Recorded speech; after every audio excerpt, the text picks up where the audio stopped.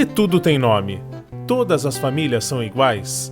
É possível gostar de algo que nunca experimentamos? Você poderia ser amigo de alguém que não tem amigos? Sentir medo deixa a gente triste ou feliz? Estes e outros dilemas da infância são a base do livro Pensando com Sofia. Neste informe, vamos conversar com as autoras dessa obra de filosofia para crianças, as professoras, pedagogas e pós-graduadas em Fundamento de uma Educação para o Pensar pela PUC São Paulo, Elizabeth Batista de Godoy.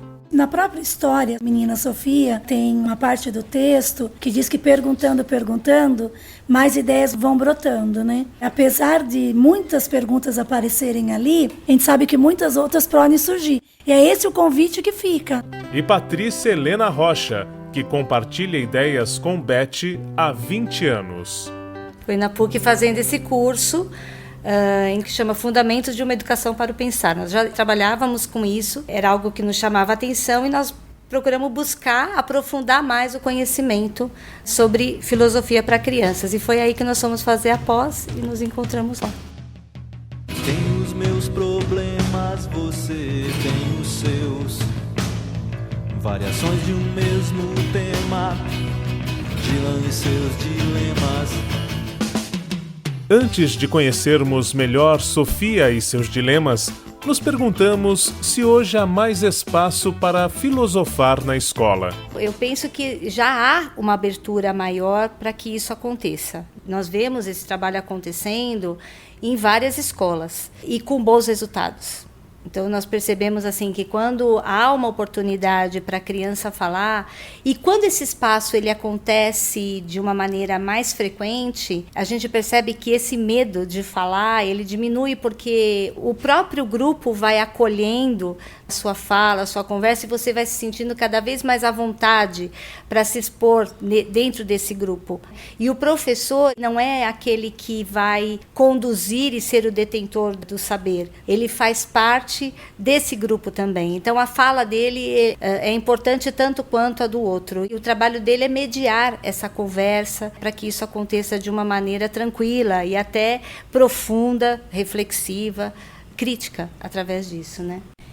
Se nos lembrarmos, né, de tempos atrás, onde a gente era muito mais respondedores do que perguntadores, a gente vê que existe um avanço enorme numa possibilidade, né, das crianças terem suas perguntas acolhidas. O que eu acho que a gente ainda está no processo de aprendizagem é uma escuta atenta e saber o que fazer e conversar realmente com a criança. Porque a gente fala com a criança, mas a gente não conversa.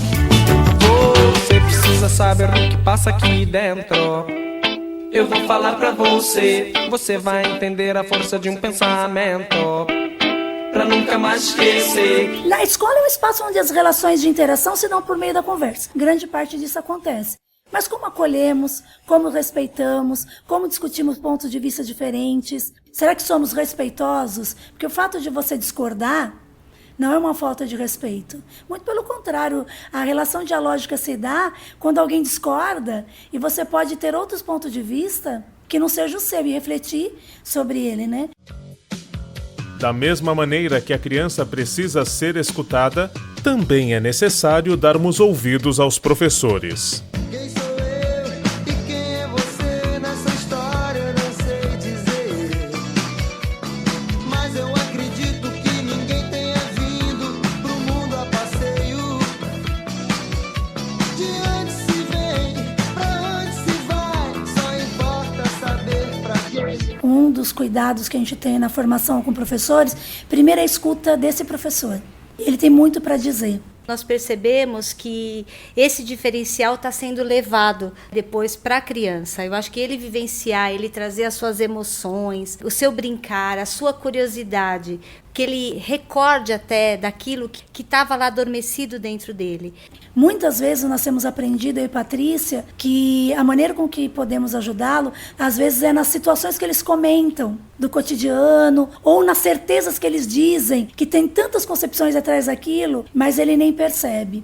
Então, o primeiro passo da gente na formação de professores é cuidar desse pensar dessas emoções desses professores, desse corpo desse professor que também revela, para que ele também possa ajudar, né, as crianças, observando as crianças, valorizando o que elas dizem, vendo que as crianças, mesmo na sua pequenidade, também produzem uma cultura que é própria da cultura infantil, e poder também ser assim, alguém que não só acolha, mas ajude as crianças a não morrer essa curiosidade que está nelas, né?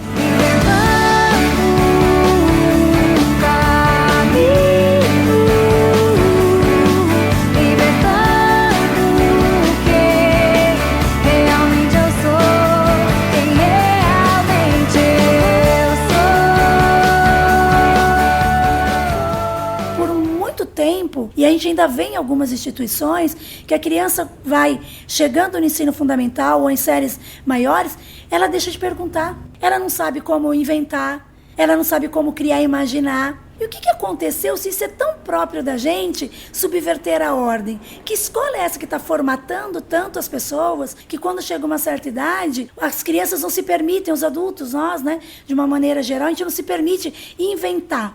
A brincadeira, que seja ela por meio da palavra ou por meio do pensamento, é um jeito de dar cambalhota na realidade. E como é que a gente faz isso? É pensando de outras maneiras que não está aquilo pronto. E a escola, por muito tempo, quis respostas que estavam na ordem do texto que seguia o autor. E agora o desafio é fazer com que as crianças procurem respostas ou digam as suas ideias de algo que não está prescrito. Preparar mais o cidadão, para que ele possa ser não só um leitor, mas um produtor também de ideias, né? Esse está sendo o maior desafio, por isso tem sido tão difícil trabalhar na educação. Eu não diria talvez difícil no sentido que eu não quero imprimir a marca do impossível, mas tem sido desafiador. Beth explica como ela e Patrícia pensaram o livro. É um livro que partiu de uma experiência nossa com formação de professores e como professoras de educação infantil e ensino fundamental, com o trabalho de educação para o pensar. E dentro dessa proposta, uma das grandes contribuições trazidas pelo seu idealizador, Matthew Lipman, é a questão da curiosidade, da pergunta, né? Quais são as boas perguntas que podem ajudar as crianças, ou qualquer pessoa, em qualquer idade, porque não é só a criança que pergunta, não é só a criança que é curiosa, a entender esse mundo que está ao seu redor. Ou tentar buscar explicações para isso. Não explicações de respostas certas, mas de respostas que possam fazer ela viver melhor, né?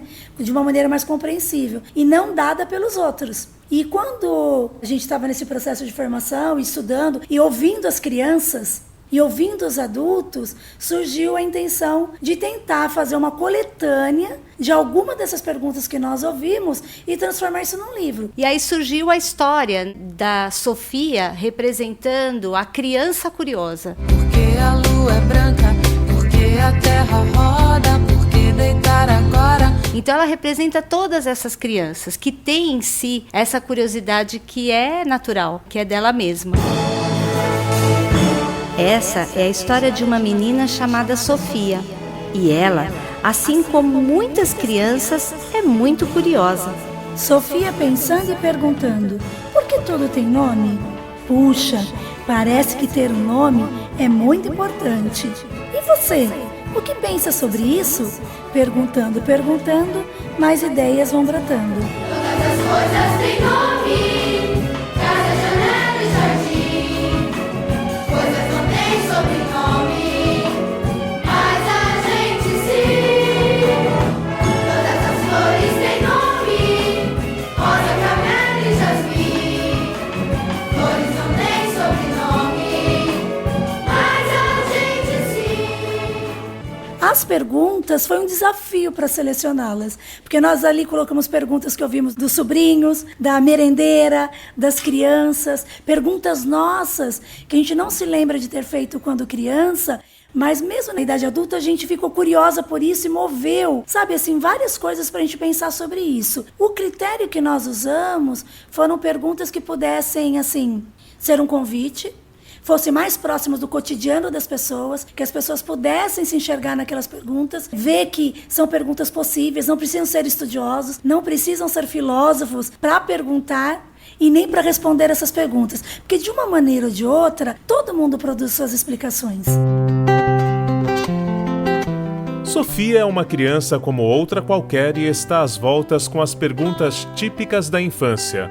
Uma proposta ao diálogo. Afinal, Conversando e questionando, mais ideias vão brotando. Marcelo Abud para o Informe NET Educação. Pensar em despertar curiosidade, a Sofia é um dos caminhos, mas não é o único. Nós temos a arte, a música, a poesia, as ideias do povo que estão aí. Eu acho que o dia que a gente parar para ouvir mais as pessoas e pensar um pouco mais nesse sentido, a gente vai ver que tem muitas coisas aí que podem contribuir para essa constituição de sentido de cada pessoa. Informe NET Educação, o contraponto da notícia.